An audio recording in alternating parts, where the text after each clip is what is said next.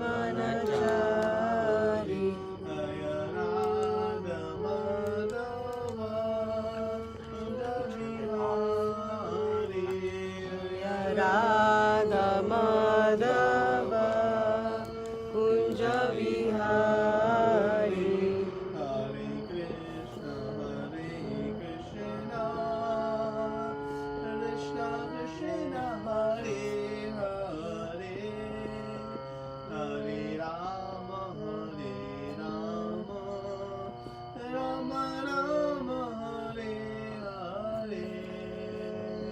Hare Krishna Krishna Krishna Hare Hare Hare Rama Rama Rama Hare Hare Hare Krishna Krishna Krishna Hare Hare Hare Rama Rama Rama Hare Hare Hare Krishna Krishna Krishna Hare Hare Hare Rama Rama Rama Hare Hare Hare Krishna Krishna Krishna Hare Hare Hare Rama Rama Rama Hare Hare Hare Krishna Krishna Krishna Hare Hare Hare Rama Rama Rama Hare Hare Hare Krishna Krishna Krishna Hare Hare Hare Rama Rama Rama Hare Hare Hare Krishna Krishna Krishna Hare Hare Hare Rama Rama Rama Hare Hare Hare Krishna Krishna Krishna Hare Hare Hare Rama Rama Rama Hare Hare Jaya Radha Kunja Bihari Radha Kunja Radhe Jaya Radha Kunja Bihari Radha Kunja Bihari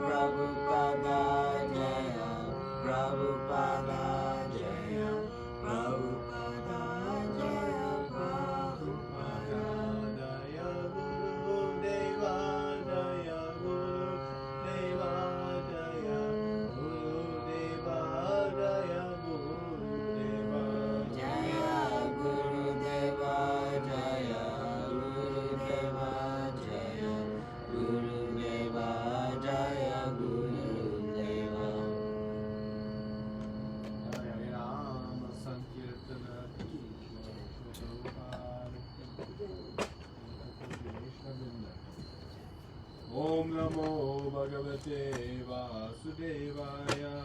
Om Namo Bhagavate Vasudevaya. Om Namo Bhagavate Vasudevaya. Om Namo Bhagavate Vasudevaya. Om Namo Bhagavate Vasudevaya. Om Namo Bhagavate Vasudevaya. Om Jnanaatimirandasya Jnananjana Shalakaya Chakshurumilitam Yena Tasmai Shri Gurave Namaha. Shri Chaitanya Manobishtam Sthapitam Yena Bhutale Swayam Rupa Kadamayam Dadati Swapadantikam. Vandeham Shri Guru Shri Yuktapadakammalam Shri Guru Vaishnavamscha Shri Rupam Sagajatam Sahagana Raghunatham Vitam Tam Sajivam Sadvaitam Savadutam Parijana Sahitam Krishna Chaitanya Devam Shri Radha Krishna Padan Sahagana Lalita Shri Vishakhamritamscha. Hey Krishna Karuna Sindhu Dinabandhu Jagatpate Gopesha Gopika Kanta Radha Kanta Namostute Tapta Kanchana Gaurangi Radhe Vrindavaneshwari Vrishabhanu Devi Pranamami Haripriye Kalpatarubhyascha Kripa Sindhubhyeva cha Patitanam Pavanebhyo Vaishnavebhyo Namo Vishnu Padaya Krishna Prasthaya Bhutale Srimate Bhaktivedanta Swami Niti Namine. Namaste Saraswati Devi Gauravani Pracharine Nirvishesha Shunyavadi Paschatadeshatarine. Jai Shri Krishna Chaitanya Prabhu Nityananda Shri Advaita Gadadhara Shri Vasadi Gaura Bhaktivinoda.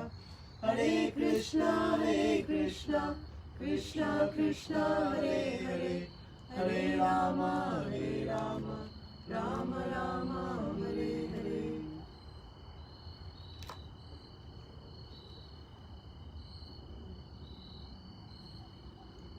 Hare Krishna. So, welcome to our Friday evening study. The weather is getting cooler. It is now September. But we are persevering, little tapasya, in the name of making some progress in devotional life. It's not so easy. But Srila Prabhupada has made it very reachable for all of us with his very sweet and simple explanations. Really, one of Srila Prabhupada's true gifts to us is that he has an extraordinary ability to take very complex and sometimes subtle and even esoteric topics that are very important to understand and make them digestible for us. He makes it very relatable. He brings out very vivid examples and analogies and metaphors that allow us to relate to these topics and make it so accessible. I was discussing with my father, we were reading some of our, books in our Gaudiya Vaishnava books. But when you become accustomed to reading Srila Prabhupada's books, the purport sometimes we see in some other book are very difficult to understand, very difficult to pull out the essence, and it makes you appreciate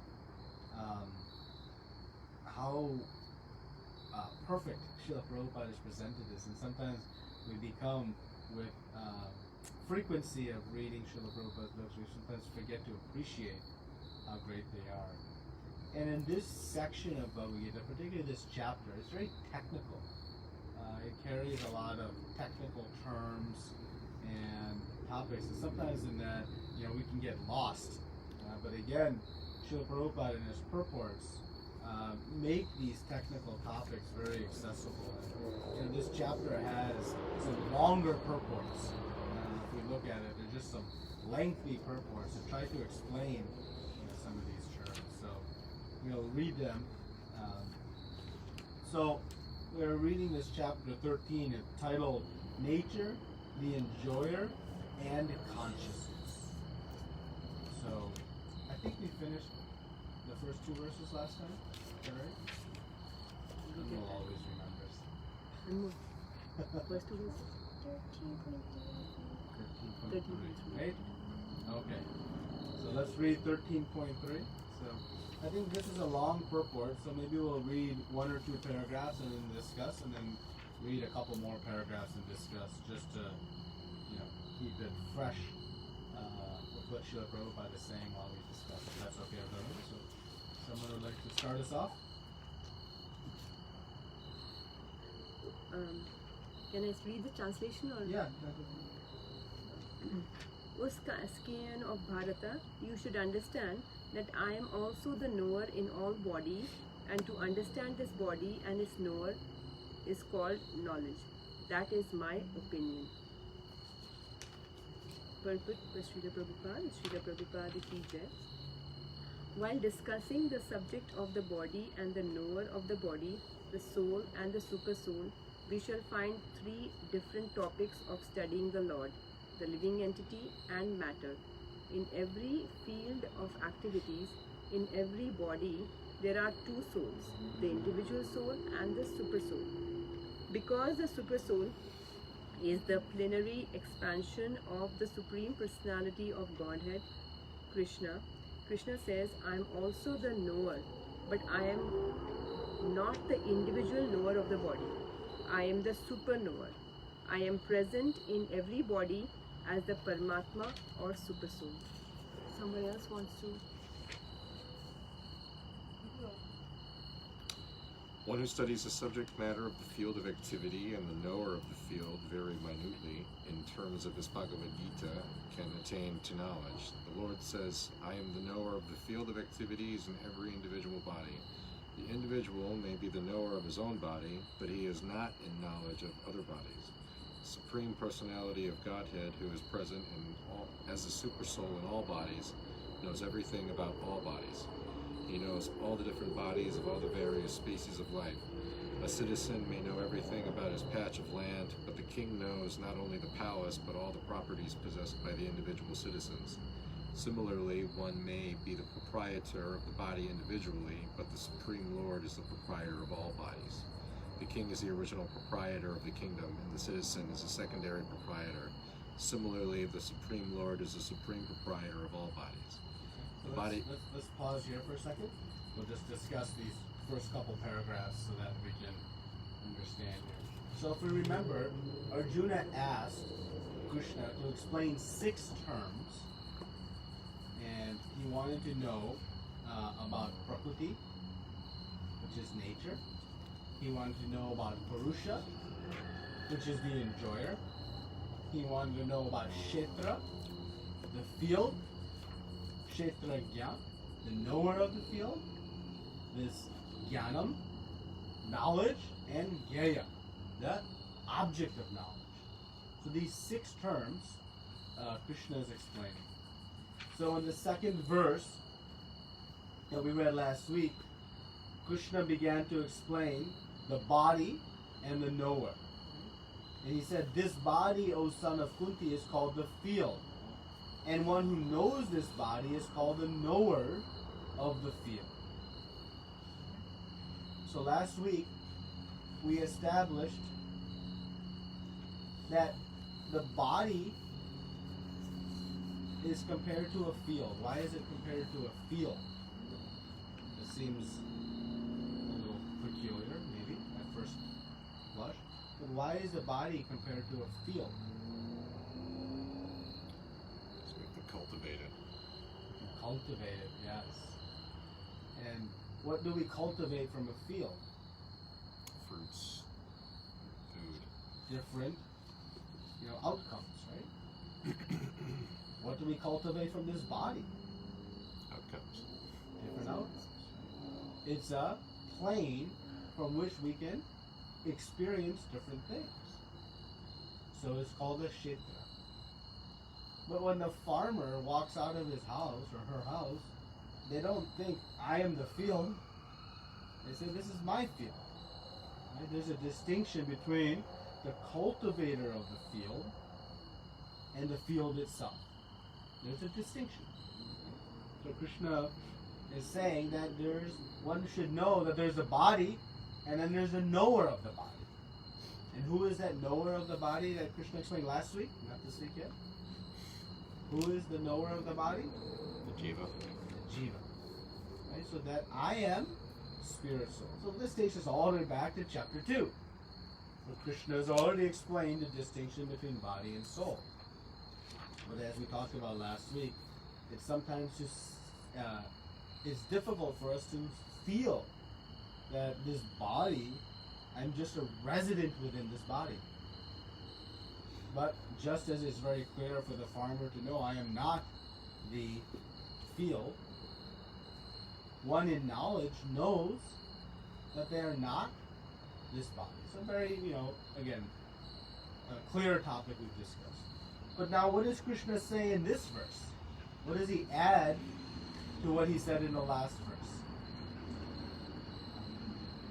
I'm also the knower of all the bodies, everything. So he says, I am also the knower of, but he has the distinction, what bodies? All bodies. All bodies. All bodies. So that is the distinction. So there are two kshetragyas. The jiva is a limited knower, and then there is the ultimate knower.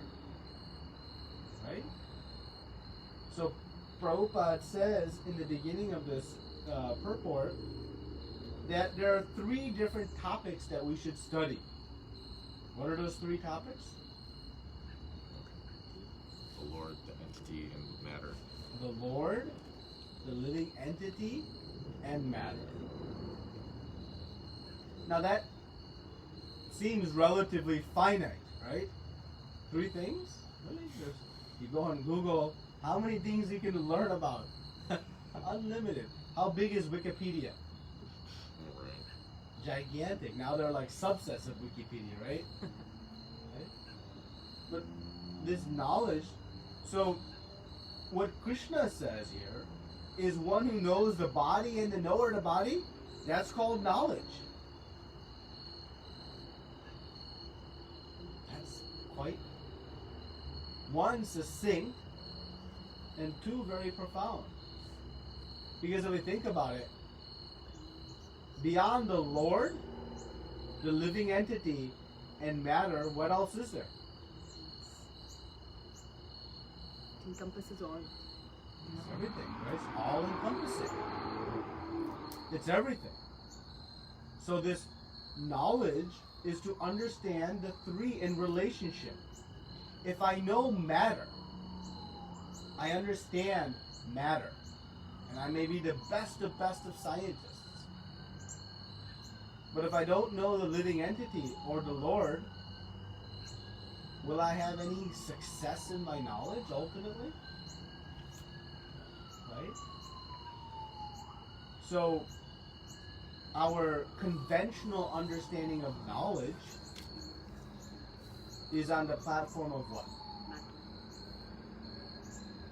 When you go to a university, we were at a university yesterday. There were thousands and thousands of students and so many classrooms. And we were noticing this field of study, this field of study, this field of study. And we're like, oh, I didn't know this field of study exists. Maybe this is new. And we're perplexed. And it's just one of many universities. And it all relates to what? Matter. Is there anything beyond matter taught at the university level? How about at the PhD level? The PhD, it all ends with matter, right? So what we conventionally ascribe to knowledge, Krishna is saying is we must go beyond. Matter will get us somewhere. But unfortunately, manipulating or adjusting matter will yield very simple or temporary results. So we must go to understand the living entity and the Lord. So if matter is matter, we know that. What is the living entity and the Supreme Lord? Of what nature are they? Spiritual. Now the living entity is called marginal. Right? Why is it called marginal? Covered in our material bodies, but we're a soul inside. Covered, but the soul inside. Yeah? But he has, the living entity has a scope to go beyond that and understand that they are spirit souls. But then at the same time, they have a tendency to exploit and lord over the material nature. So kind of matter, and so they are kind of in the border. Between. Yeah, in the border kind of thing. The border. Sometimes they associate with matter, like the conditioned soul, like most of us encased within this body, we don't draw distinction between the Kshetra and the Kshetrajna. Right? We don't draw distinction between the field and the knower of the field. But one who comes to knowledge, what Krishna is saying here, one who knows about that is in knowledge, then that living entity is associating with spirit. Does anybody know what examples Srila Prabhupada and our Shastras used to describe this marginal potency of the soul? A river, bank. The river bank. The bank of a river, it is neither river nor is it really land. It's kind of in between. So the living entity kind of situates in this way. So our opportunity by hearing from Krishna on this topic and hearing from Srila Prabhupada is to associate at the higher platform, on this platform of spirit. So Prabhupada summarizes that all the different things about the soul, the super soul, the knower, all these things, it boils down to Lord, living entity, and now note, knowing just I am spirit soul and I am not this body. Right? We learned that very early on. Is that sufficient? To know I am spirit soul and I am not this body? Is that sufficient knowledge to obtain perfection of life? No. What else must we know about Supreme soul. the Supreme Soul? Because, now one may say, why? Why is it not sufficient? So let's say, why is it not? Why must we know about the Supreme Lord? Because we're part and parcel to. Because we have no independent existence. Our sustenance, our maintenance is being provided by the Supreme Lord. So because a living entity has this dependent nature, it must know who it's dependent upon to have full clarity. If someone is supporting me in my life, but I have no clue of who it is, I'll be perplexed.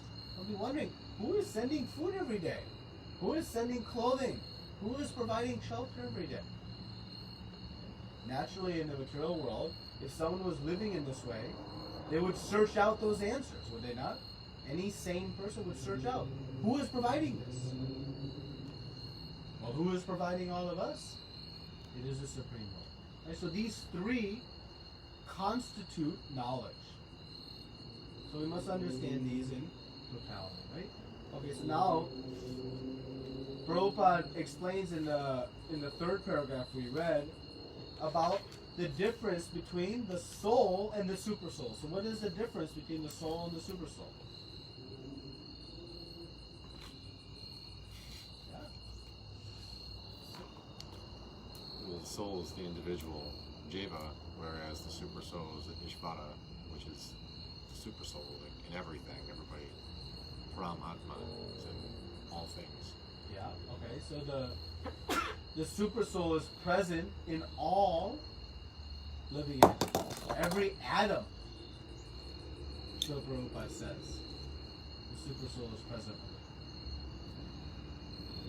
Okay, what else is different about, or distinctions between the soul and the super soul? So presence, where it's located. One. What else? Soul is a knower of his own body, as Prabhupada said, and super soul is a knower of all. Knows everything. If I stub my toe, do you say ouch? No, Why not? because it's your toe. Because it's my toe. Right? I have consciousness of what happens to my body. When my body experiences different things, I have consciousness of it. Right? If I am hungry, do you know that I'm hungry? Maybe if I get cranky or something, or irritable, or then okay, yes, he must be hungry. And how does a baby express that they're hungry? They cry. Right? That's their mode of communicating. Why? They have to cry to mother. Because mother doesn't know.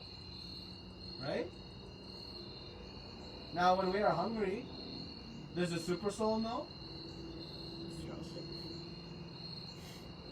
Super soul knows everything. Right? He is the supreme knower. So, the Kshetra Gyan, knowing about our body, we know something, we know ours. But Krishna, residing within our heart, knows everything. And actually, that's a very comforting, very warming understanding. Sometimes, we wonder, wow, I did this good deed, but nobody knew. But who knows? Krishna knows. Sometimes, they think I did this bad deed, but I didn't do it. It wasn't me. Children always do that, right, when playing. It wasn't me. But who knows? Krishna knows. Right? So he is the supreme knower. And what example does Prabhupada give us to help us understand this? The king. And how does he use it? In what context? That the king, he knows everything that's happening in his land, or like the individual person living in the land would just know their particular thing. Like the secondary proprietor. He's a secondary proprietor. That's a very important term. So, I think I am the proprietor of this body. This is my body. To some degree, we are the proprietor. But are we the ultimate proprietor? No. No. Just like I may think this is my house, right? This is my plot of land. I have a deed, legal document, says it's mine. What happens if I stop paying my taxes? Bye. The city will come and say, this is my land. This is mine. I said, no, I'm the proprietor. Right? So, we may be the proprietor, but we are relative to the ultimate proprietor. And who is that ultimate proprietor? Krishna. So let's read the next paragraph in this relation. Somebody wants to read the next? Body consists. The body consists of the senses. The Supreme Lord is Rishikesha, which means the control of the senses. He is the original controller of the senses, just as the king is the original controller of all the activities of the state.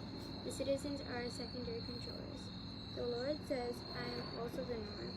This means that he is a super-knower. The individual soul knows only his particular body. In the Vedic literature, it is stated as follows. So you can stop there for a second, no problem. So here we see the secondary knower. So Krishna is the controller of our senses. That is a Rishikesh. But sometimes that becomes a little bit confusing to us. Wait a minute. Aren't I controlling the senses? I know where I look. I know what I hear.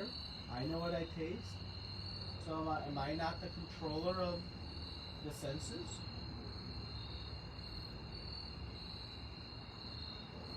I am the secondary controller.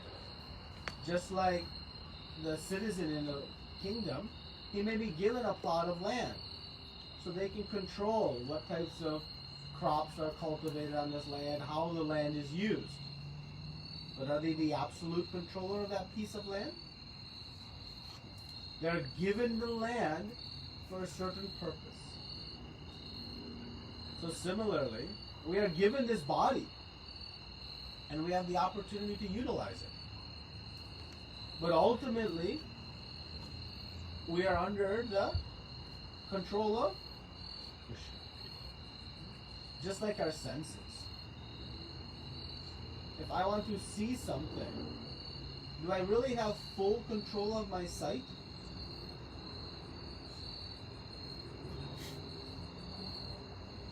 We don't think about this, but somebody has given us these two eyeballs that allows us to gaze upon something, see it, understand it, contextualize it, and perceive it. But are we doing any of that activity? That is happening by the function of this body. Right? But who has made it? Krishna. Krishna has arranged the body to function in this way. Just like if my computer stops working, what do? I go to the manufacturer and say, your computer doesn't work. I know I am not that independent operator of this computer. I may be able to punch some keys, and I'm assuming I'm not some computer tech person, so we'll go with the example. I'm just I'm the limited operator of this computer. But the manufacturer, they are the ultimate. Right? So that in the same way, when Krishna says, we call him Rishikesh, a controller of the senses. He is the ultimate controller.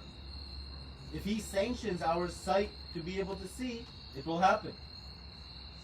We cannot independently use our senses in any way. So just another way that Krishna is establishing this knower, us, and the supreme knower. We're going to see the same distinction in the enjoyer, the Purusha. The living entity will be considered a Purusha. The Kshetrajna, the knower of the field, they're a Purusha. But they're not the independent Purusha. There is a supreme Purusha, enjoyer. And that is Krishna. But when one doesn't understand Krishna to be the supreme enjoyer, then everything breaks apart. Everything falls apart. So when I just know me and even my body, but I forget Krishna, the equation doesn't work. You're missing a critical point. So we'll see the same concept of two knowers, two Purushas coming up later in this chapter. Okay? Just let's finish the next two verses in the next two paragraphs.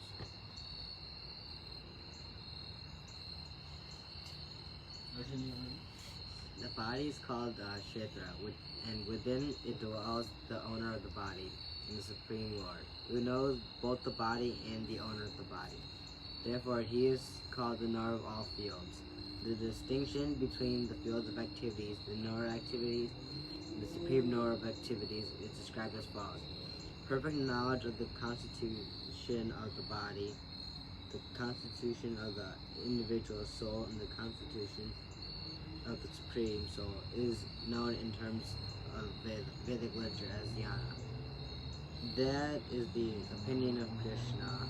To understand both the soul and the super soul as one, yet distinct, is knowledge distinctive knowledge. One who does not understand the field of activity, the knower of the activity, is not in perfect knowledge. One has to understand the position of Prakriti in Purusha in Ishvara. One should not confuse the three in their different capacities. One should not confuse the painter, the painting, and the easel. This material world, which is the field of activities, is nature, and the enjoyer of nature is the living entity. And above them is the supreme controller, the personality of Godhead. It is stated in the Vedic language.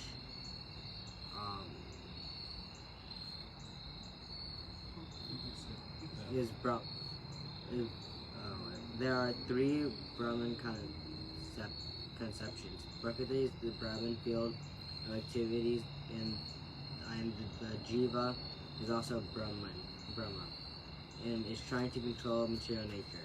And the controller of both of them is also Brahma, but he is the factual controller. What is your last paragraph? In this chapter, it will also be explained that out of the two knowers, one is fallible and the other is infallible.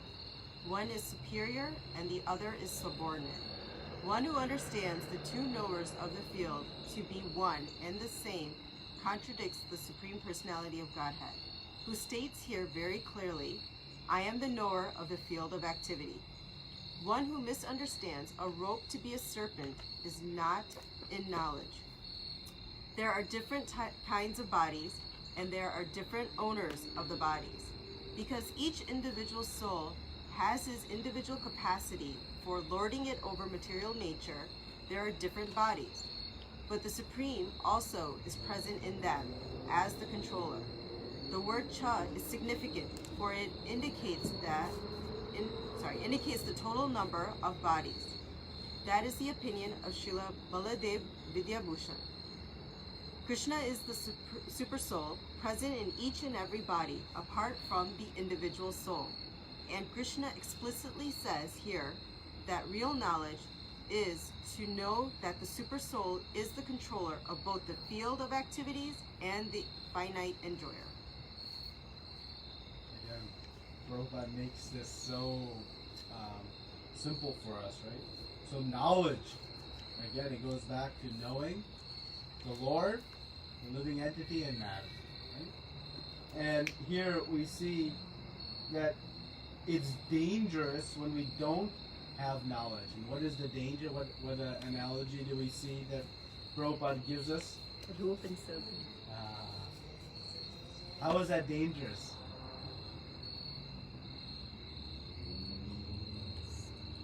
It's a distorted knowledge, distorted information. How is the analogy of the rope and serpent dangerous? Oh, it's a rope. No, it's a snake. Yeah. I am the body. That way, probably. So if you see Oh, a I piece get of it. rope I get it. and you go to grab that rope and it's a serpent, what happens? Good. Bad. Not good, right? It's dangerous.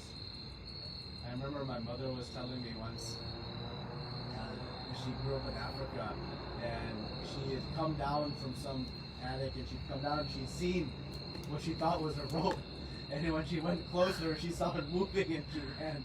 And I always think of her when I hear this analogy that we see in our Shastras. It's also mentioned in Srimad Bhagavatam. But the point here is that when we don't have knowledge, it becomes very dangerous for us. So if I don't know that I am not this body and that there's a Supreme Lord, then how does that become a dangerous situation for us? What is the danger of such a lack of knowledge? Falling into ignorance. Falling into ignorance. And what will we do? What activities will we do? Sense gratification. Huh? More sinful activity. When we don't know who is the Purusha, we'll try to be the Purusha, the enjoyer. And to do so, we'll do all kinds of activities that ultimately will result in suffering. What is the result of sinful life? Reactions.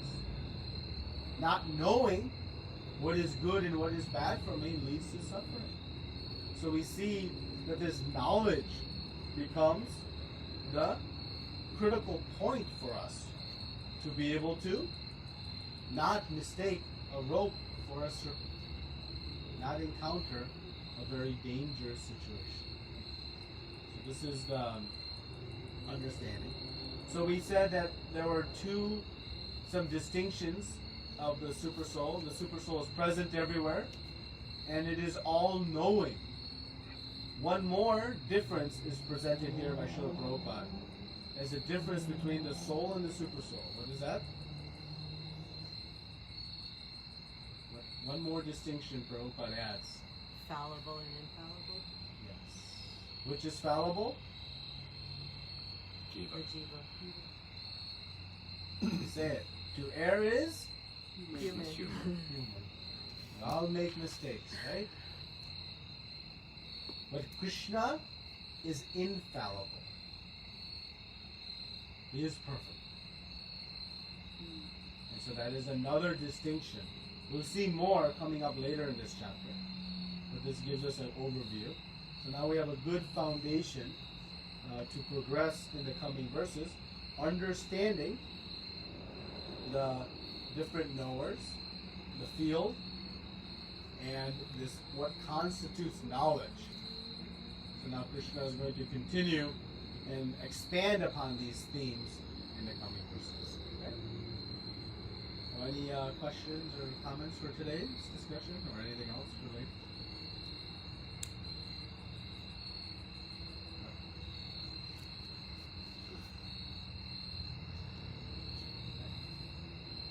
I kind of have a question. Yes. I don't know if it's... Is there some kind of a natural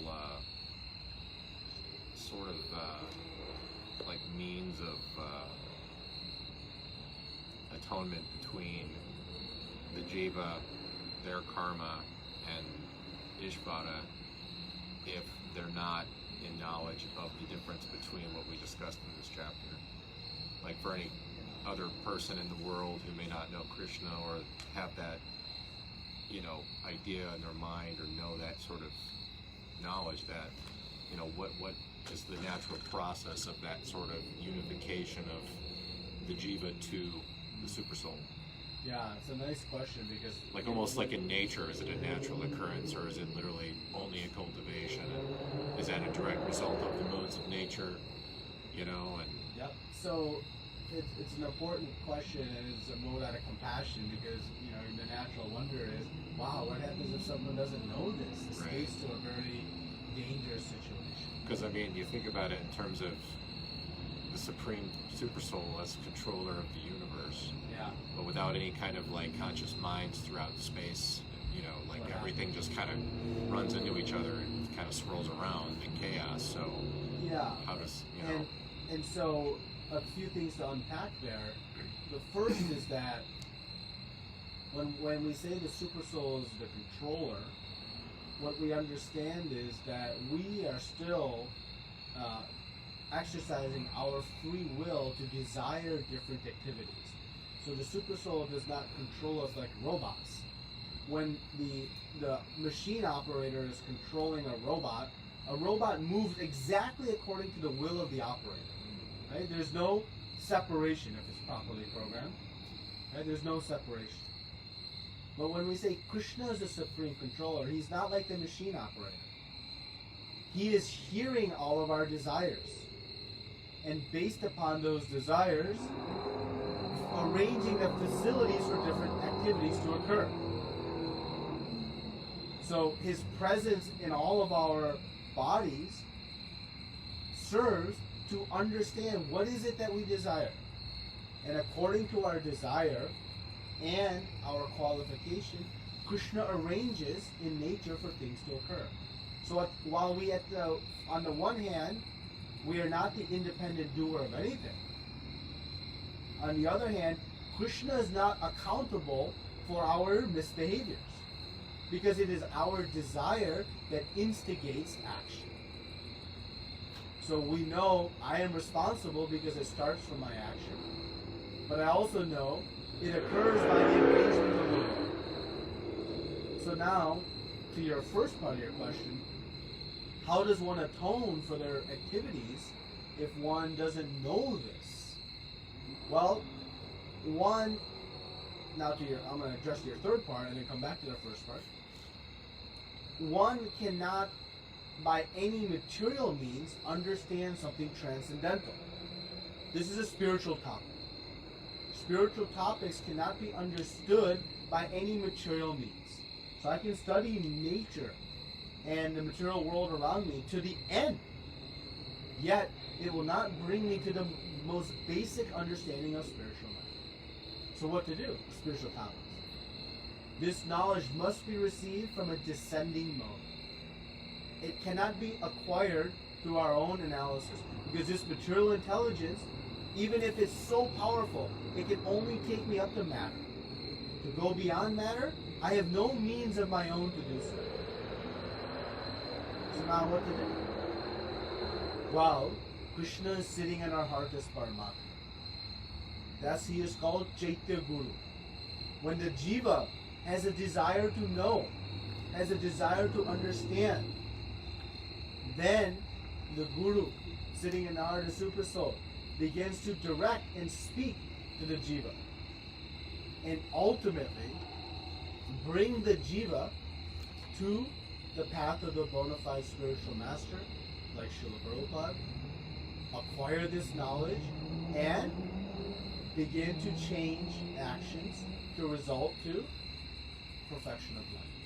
So that is in response to the jiva's desire. The super soul is arranging all of this to happen. So the means of atonement is only to come to Krishna consciousness. And one will come to Krishna consciousness when that desire manifests. And what the devotees try to do, acquire the desire to come when the living entity is so lost in their material mundane affairs. The compassionate devotee feels great pain seeing the living entities missing the boat, if you will. And so the devotee will go out and spread and share and speak and somehow try to inspire that jiva to begin to desire, to know. And when one practices devotional service, then one can atone for all past activities. There is no other means, nor is it a random arrangement of nature for some living entities to come to this knowledge and others to not. It is not random. It is all happening under the sanction of the Supreme Lord, who is listening and hearing every one of our desires. And that is why progress in devotional service for all of us, it is strongly based on the intensity of our desire. The more we call out to Krishna, asking for help, to become clear in this knowledge, to understand it, it will happen. I can read this Bhagavad Gita over and over and over again, but if I'm not approaching it with the right spirit of understanding how this knowledge is revealed, I'll know nothing after years and years of study. So that's the way in which the Super Soul interacts with the jiva to bring this knowledge to him or her, and ultimately bring one to the platform of devotional service.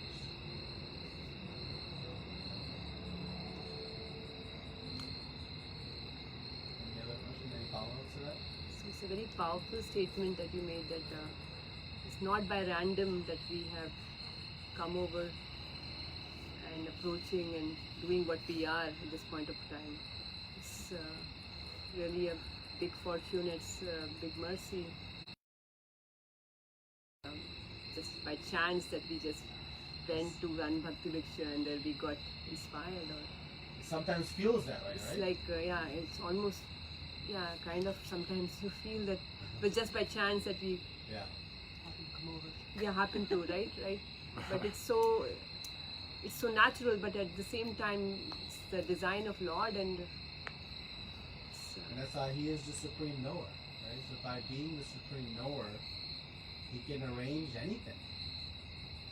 He's arranging millions of universes to be floating in the air, and provisions us all the facilities in every living entity, and feeding even the small ants and the big ant, arranging everything. He also can arrange us coming to the path of devotion. Very nice. It's also very comforting to know, right? Krishna's always with us. He's always with us. That's why the devotees never feel. No fear.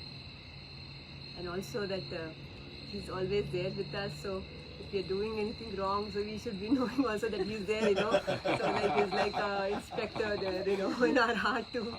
So we can't just deceive anybody. We can deceive the world, but we can't deceive Krishna. Right? We're deceiving ourselves. The bank robber in the dead of night may get away with the robbery, but Krishna will always know.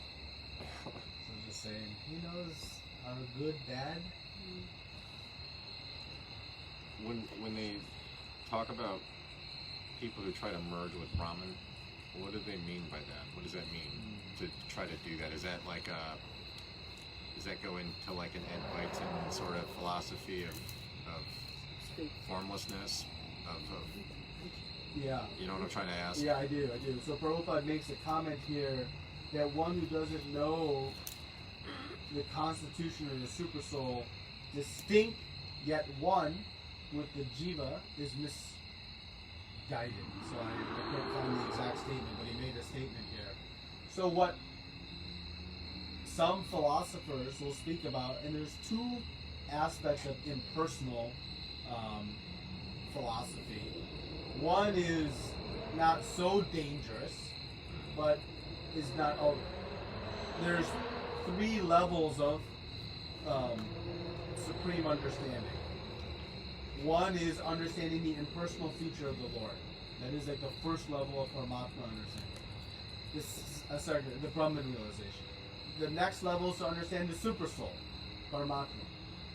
And the final, ultimate stage of realizing the Supreme Lord is Krishna, Bhagavan realization. But they're all three sequential steps of understanding the same thing. Yeah. They're not three distinct things. They give the example of... Like levels of one thing. Yeah, like give the example of if I'm far away in the horizon, I see the city. I have a faint understanding of that city by its skyline. Right. As I go closer, and I get to the edge, now I'm seeing that city a little bit more detailed. I can hear, I can smell something. And as I enter the city, now I have all along, I'm getting more and more knowledge of the same. So same thing from Brahman realization to Paramatma realization to Bhagavan. I am perceiving Krishna ultimately in greater and greater degrees. So the Brahman philosophy, the people who want to merge into Brahman, there are some who desire that this idea of merging into the impersonal effulgence is kind of this feeling of liberation, floating in the spiritual sky. And So just literally kind of being somewhere within that is kind of the idea the of... best way I can liken it to, It's kind of like being a consciousness without the body. yes, but there's still consciousness, as he said, and so I liken it to being on a raft in the middle of a giant lake and just floating. And just kind of seeing out. Right? Now, what's the problem or the challenge with floating on a, Labor Day is coming up. People will go out to the lakes, land. What is the problem of floating on a raft in the middle of a giant lake? Oh, just to get stuck and float away. Yeah. You get stuck. Why would we be concerned about being stuck? Huh? Get back. What do you do there? What do you do there? Right. You're It's stuck. pleasurable for some time. Sometimes. But after some time, you want some activity. This idea of floating, because the jiva is active, by nature, it has activity as its nature. It wants to engage in some activities. So in the impersonal Brahman liberation, there's no activity. It's simply floating in the spiritual sky. So Srila Prabhupada talks about when one reaches that point, They'll experience some happiness, but ultimately, the absence of activity, engagement, will lead one back down to the material world, or at least there's some activity. So that is the concept. Now, the more dangerous impersonal philosophy is that there's, the philosophy that we are all part of the same Brahman. So Prabhupada says that there's three aspects of Brahman: nature, the jiva, and Krishna. But Krishna is Para-Brahman, the supreme Brahman. So what some will set that aside and say that when we all liberate, we all merge into God. And so in order for that to happen, right, two people can't merge into each other. It doesn't work. Two people, that never happens. But, a drop of water can merge into the ocean because it's formless. So to facilitate such an idea, they suggest that Krishna has no form, he's ultimately impersonal. And thus it allows one to believe that, wait, I can also merge into God and become part of God. But that obviously is in far defiance of what Krishna himself is establishing throughout the book. So that impersonal philosophy is there out of envy of why does Krishna get to be God? Why can't I be God? And it takes us right back to that same desire to be Purusha. So in this desire to become God, one concocts this very dangerous and bogus philosophy of Krishna's ultimately impersonal.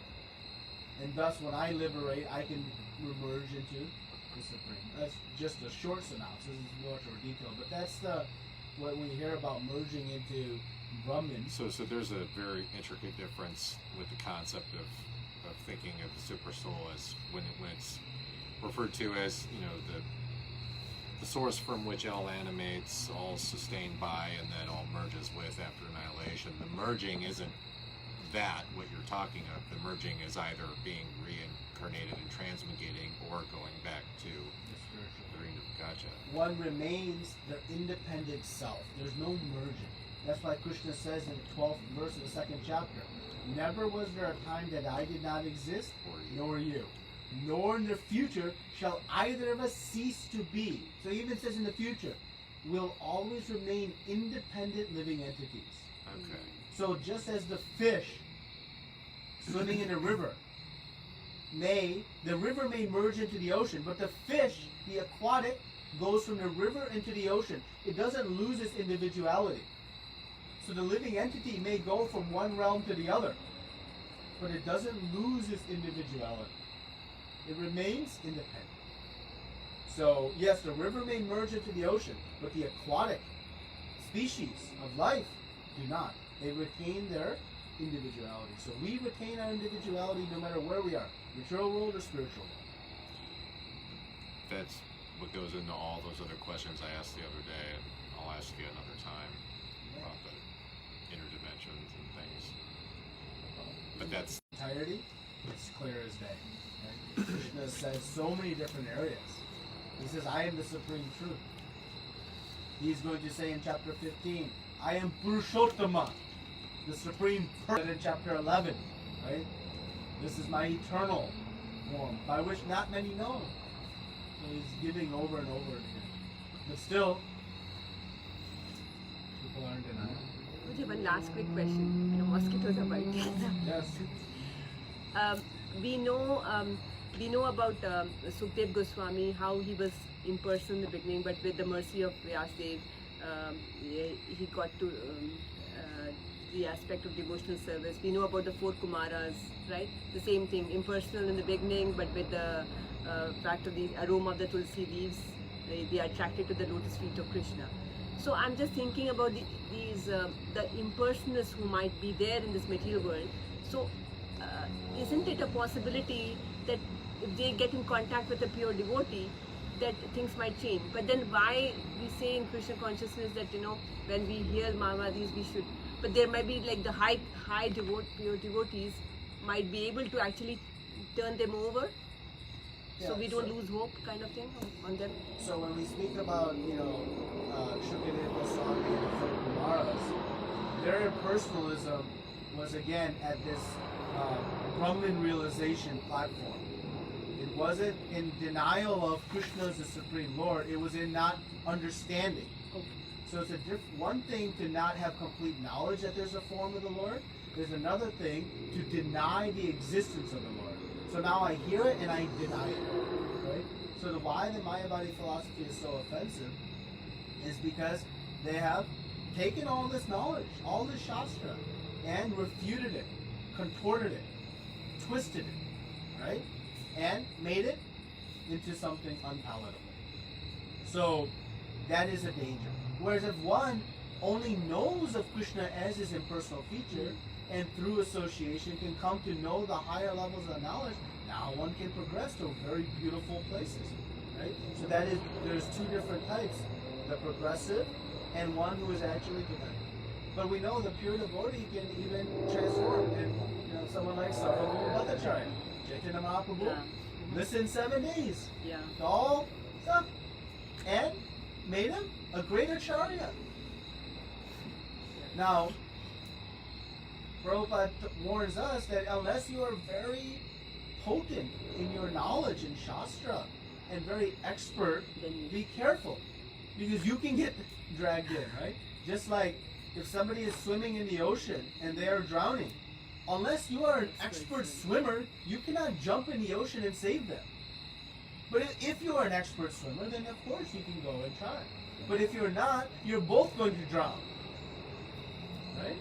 So that is where that idea comes. But let us draw distinctions between the impersonalists. The impersonalists who are on the progressive stage of understanding Bhagavan, that's one thing. And there's great opportunity. And you mentioned two very beautiful examples. But then there are the impersonalists who are claiming to have full knowledge of Vedanta, who claim to be the authority of Vedanta, and say that Krishna spoke Bhagavad Gita, but that's because he is forced to assume a form by the influence of Maya when he descends.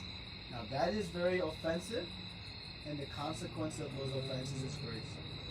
So two distinct. We cannot lump all impersonal philosophy into one bucket. We have to understand who is the innocent, progressive, learning more and more, and who is actually the claimer of knowledge incorrectly and denying the existence of it. So those are the two that we should understand. So the innocent, yeah, we can try to explain more and more and more. To the Mayavadis, better to.